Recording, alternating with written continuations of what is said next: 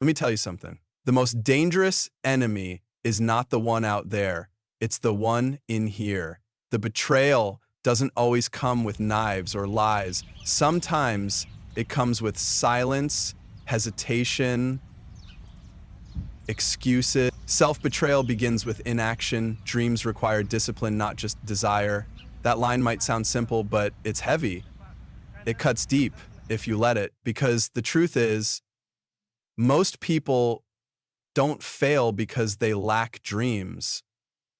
They fail because they never get around to doing the work. They're stuck in the space between what they want and what they're willing to commit to. They talk about goals, they daydream about the life they want, they envision it clearly in their minds, but they don't move, they don't act, they don't discipline themselves into progress. Desire without discipline is like a car without gas. You can sit in it all day, honk the horn, talk about where you want to go, post about it on social media, but you're not going anywhere. You're still in park, and deep down you know it. That's why it feels like betrayal. Because every time you say, tomorrow I'll start, and don't, you're breaking a promise to yourself. Every time you make excuses instead of taking action, you're turning your back on the version of you that believed you were capable. That betrayal builds slowly. It's quiet. It doesn't scream at you. It whispers. It says things like, it's not the right time, or I'm too tired, or I'll be more focused next week. But those whispers pile up, and eventually they bury your ambition. You look up one day and wonder where the time went, how your life got so far from what you pictured. And it all traces back to one thing: not doing the work when you should have. That's the bitter truth. See, dreams are beautiful. They inspire, they uplift, they keep hope alive, but they're not enough. They are the spark, but discipline is the fire. It's what turns that vision into something real. And discipline isn't always pretty. It's waking up early when you'd rather sleep. It's practicing when nobody is watching. It's choosing to move forward even when you're tired, uncertain, or afraid. It's sacrifice, it's focus. And it's doing the hard stuff consistently, especially when the excitement fades. People love to feel inspired. They watch motivational videos. They write down goals. They talk about success like it's something they're manifesting. But manifestation without motion is just a fantasy. You can wish all you want, but nothing changes until you do. You want to write a book? Sit down and write, even when you don't feel like it. You want to be in shape? Get up, go to the gym, eat with intention, even when it's hard. You want to build a business? Show up, make calls, learn from failure, especially when it's uncomfortable. That's discipline. That's the work. And here's what people don't tell you. Discipline is a form of self-love. When you discipline yourself, you're saying, I care enough about my future to take control of my present. You're proving to yourself that you're reliable, that your goals matter, that your time matters. And that feeling, the confidence that comes from keeping your word to yourself, is more powerful than any external validation you'll ever get. So if you feel stuck, if you feel like you've been betraying yourself, don't focus on how much you want it. Focus on what you're willing to do about it. Because desire is easy. Everyone has dreams, but only a few have the discipline to build them. And that's the difference between wishing and becoming. Dimming your light for others is not humility, it's self-erasure. That may sound harsh, but sometimes the truth has to hit hard to wake us up. There's a line we cross when we start silencing our strengths, hiding our talents, or muting our voice just to make other people comfortable. And when we cross that line, we're not being humble, we're erasing the very things that make us who we are. Somewhere along the way, many of us were taught that standing tall, being proud of what we can do, or walking with confidence is arrogance. That if we shine too brightly, we'll offend someone. That if we speak too boldly, we'll seem full of ourselves. So we tone it down. We laugh a little softer, we speak a little quieter, we play small. Not because we want to, but because we're afraid of what our light might reveal about others' shadows. We worry our success will make others feel inadequate, that our wins will spark jealousy, or that our ambition will intimidate. So we dim it, we hide it, we put it in our back pocket and say, maybe later, but the problem is, later becomes never. And each time you choose to silence your light, you chip away at your identity. You begin to forget just how powerful, how capable, how extraordinary you actually are. It's not humility to pretend you're less than you are. True humility is knowing your worth and not needing to boast about it, not denying it altogether.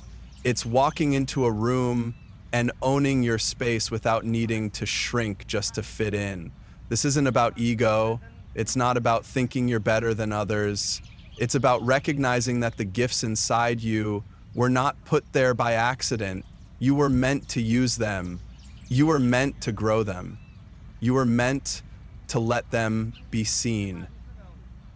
Hiding your light doesn't protect others. It starves the world of what only you can offer. Your talents, your vision, your voice, those are not threats. They are contributions. And the people who truly belong in your life will never ask you to dim down to make them shine brighter. The right people won't be intimidated by your greatness. They'll be inspired by it. They'll celebrate it. And if someone does feel uncomfortable around your light, that's not your burden to carry. Every time you say, I'm just lucky, when you've worked hard for something, you erase your effort. Every time you downplay your success to avoid standing out, you deny the journey it took to get there. Every time you pretend you don't have something special to offer because others haven't found theirs yet, you rob both yourself and them of a chance to rise higher.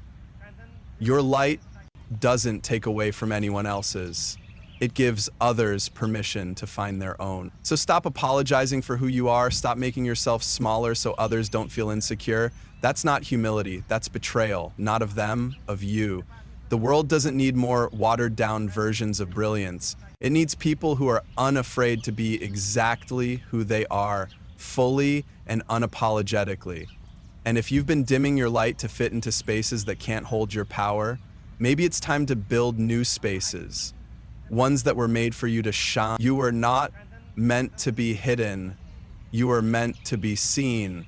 Fear of failure becomes a prison that keeps you from your purpose. It's a chain that binds you, holding you in place, convincing you that the risk of falling short is too great to even try.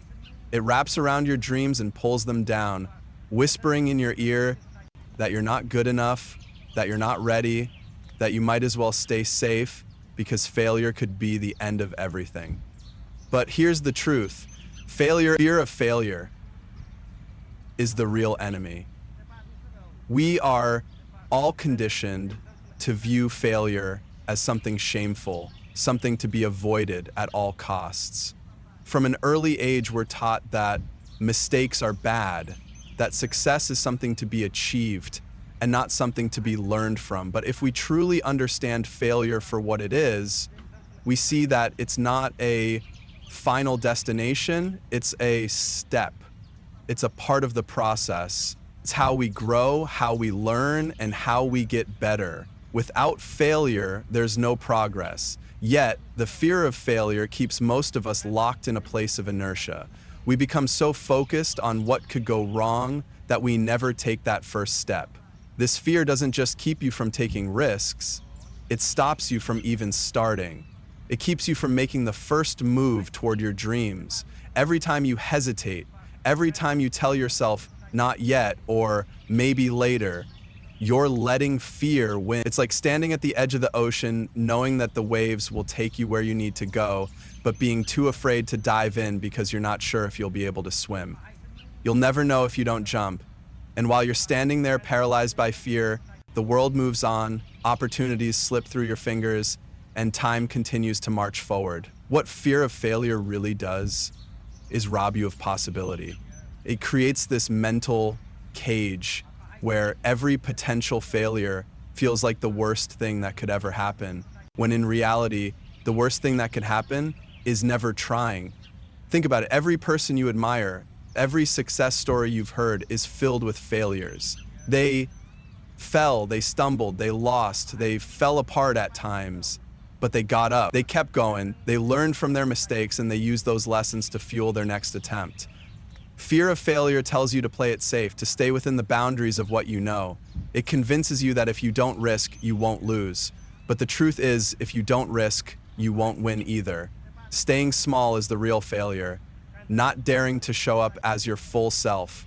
Not daring to take the leap. Not daring to go after what you were born to do. That's the trap.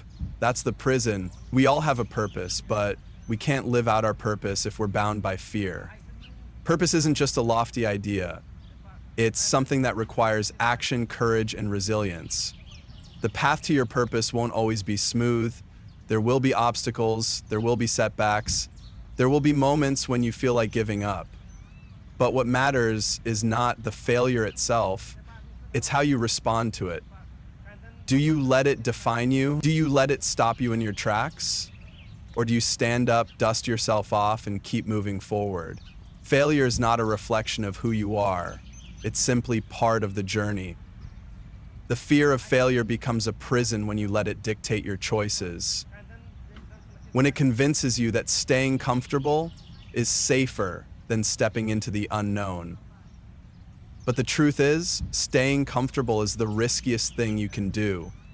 It's the thing that will keep you stuck. Your purpose requires you to step out of that prison, to face the fear, and to keep pushing forward despite it. Because at the end of the day, the only thing worse than failing is never having the courage to try at all. Distractions, disguised as rest, steal your potential if unchecked.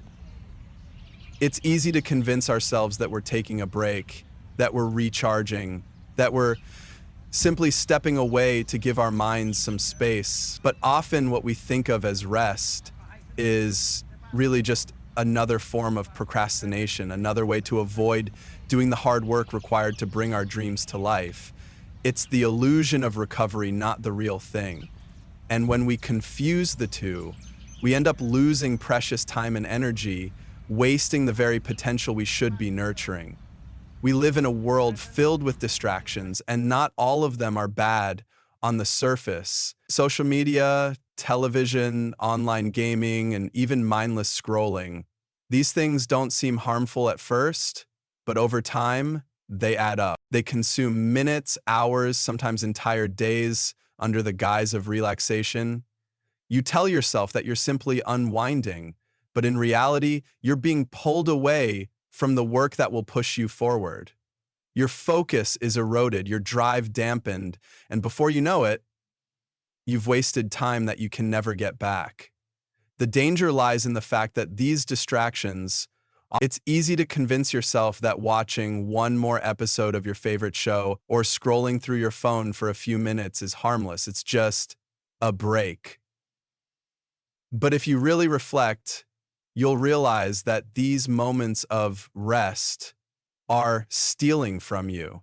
They are taking away the mental space and energy you need to focus on your goals, to move the needle forward on the things that matter. They fill your head with noise and leave little room for the deep thought, creativity, and reflection that true rest brings. True rest isn't about zoning out in front of a screen or checking out mentally. It's about resetting your mind and body, rejuvenating your energy so you can return to your tasks with more clarity, focus, and purpose. True rest is intentional, it's deliberate. It involves stepping away from distractions and giving yourself the time and space to recharge in a way that enhances your ability to perform. But we often get it wrong. Instead of resting in a way that helps us grow, we end up in a cycle of numbing ourselves with passive activities that don't restore us at all. And the consequences are real.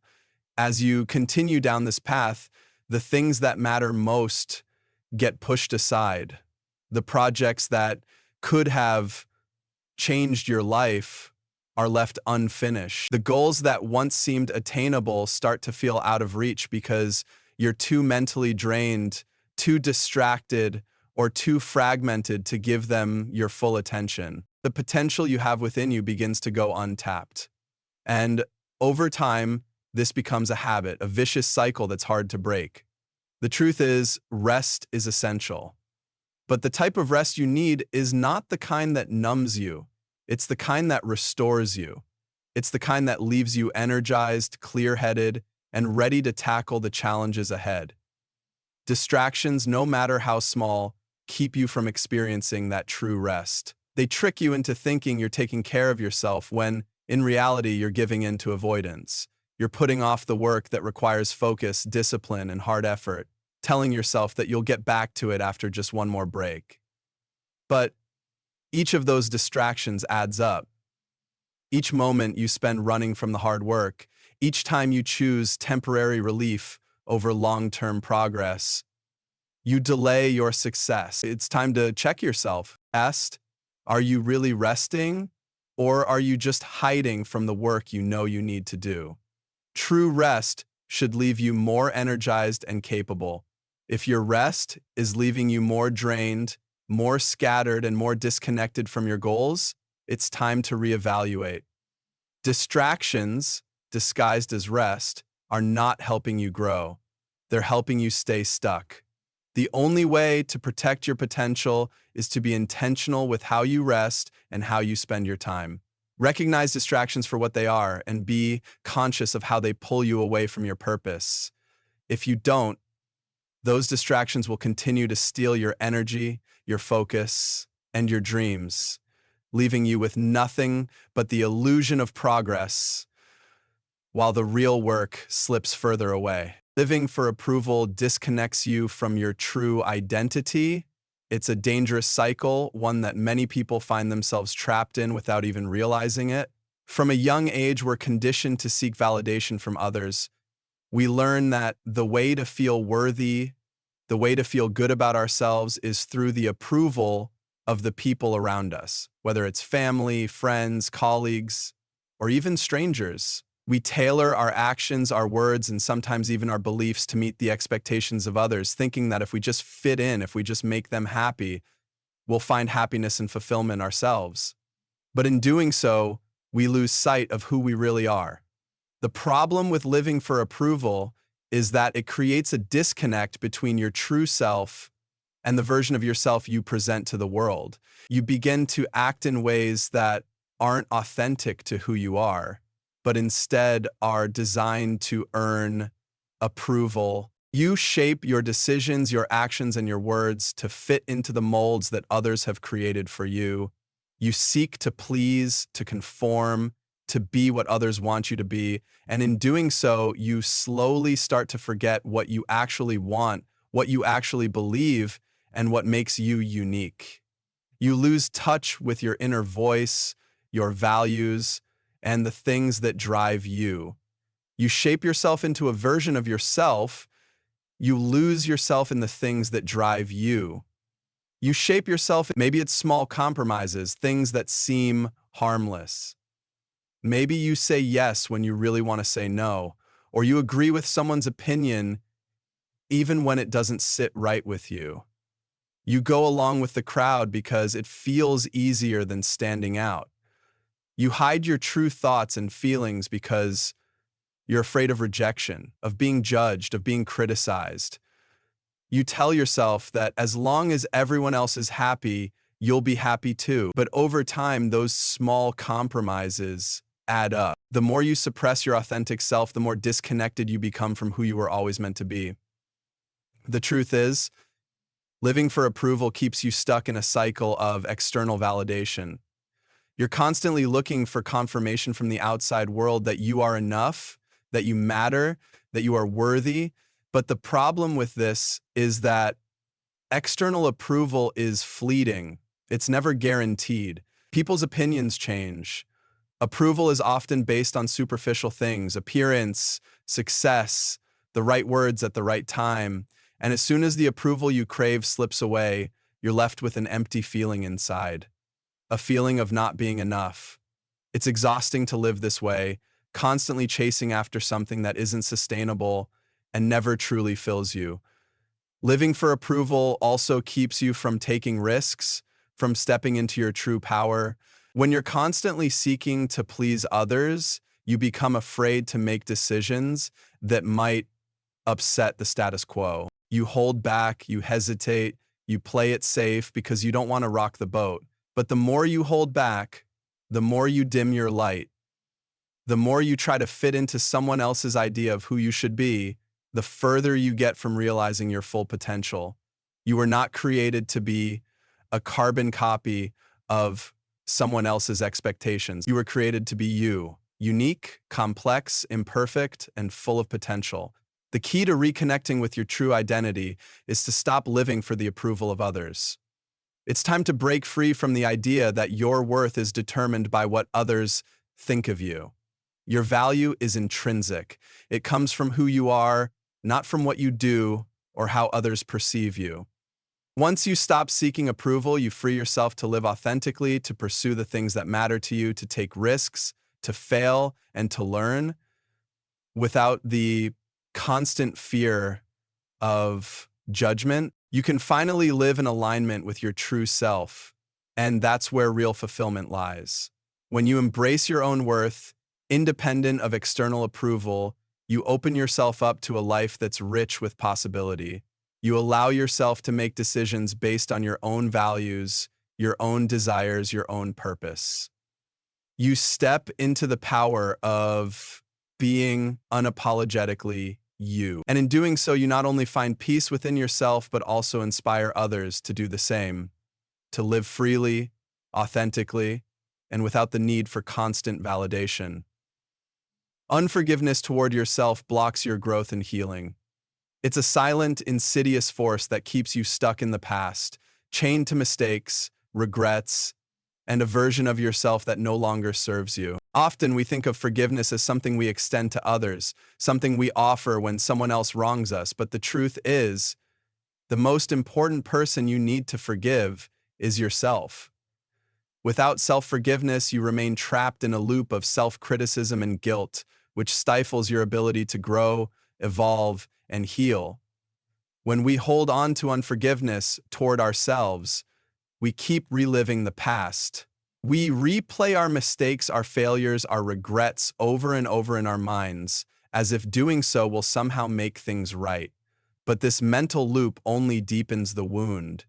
Every time you revisit the pain, you're only reinforcing the idea that you are unworthy of growth, healing, and moving forward. You begin to see yourself through the lens of your mistakes, as if they define you. But the truth is, mistakes are a part of life. They are lessons, not definitions. They do not determine your worth or dictate your future, unless you allow them to. Unforgiveness toward yourself often comes in the form of harsh self-judgment. You may tell yourself that you should have known better, that you should have made different choices, or that you're somehow less because of the mistakes you've made. This constant self-criticism erodes your self-esteem and confidence, making it harder to take risks, make decisions, or pursue your goals. When you carry the weight of unforgiveness, you don't just carry guilt, you carry fear. Fear that you're not enough, that you're incapable of doing better, that you're forever bound to the mistakes of your past. And with that fear comes stagnation. You become afraid to move forward, afraid to try again, because deep down you feel unworthy of success, happiness, or peace. The irony of unforgiveness is that it punishes you, not the person you're holding the grudge against. When you refuse to forgive yourself, you're not protecting yourself from harm. You're locking yourself in a prison of your own making. You deny yourself the chance to grow by keeping yourself anchored to a version of yourself that no longer exists. The person you were yesterday, the one who made the mistake, is not the person you are today. Every day is an opportunity to evolve, to learn, to move closer to the person you are meant to become. But unforgiveness doesn't allow for that growth. It keeps you stuck in the past, unable to step into the future. Letting go of unforgiveness doesn't mean excusing your mistakes or pretending that they didn't matter. It means acknowledging that you are human, that you made a mistake, and that you deserve the grace to move on. It means recognizing that holding on to guilt and self-blame only keeps you from the lessons you need to learn. Self-forgiveness is not about forgetting what happened.